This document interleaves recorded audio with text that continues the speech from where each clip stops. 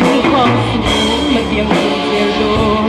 đàn vào in suy không ra in reo lô ôm lại sang chín mà sẽ cần giam đôi lô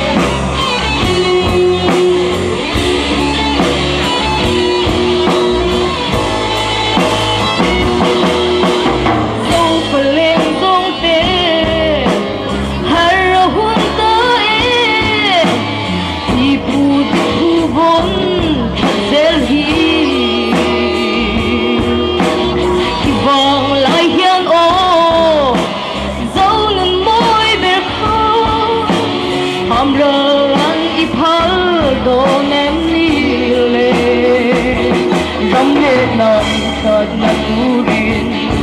một vùng nghìn ta lên ta tu vai rồi thế cần đi từ ngoài em muốn phang xuống mặt yang sầu thiên rồi làng qua in suy không ra in sầu lâu ôm lại sang chín mà sẽ cần giam đôi lô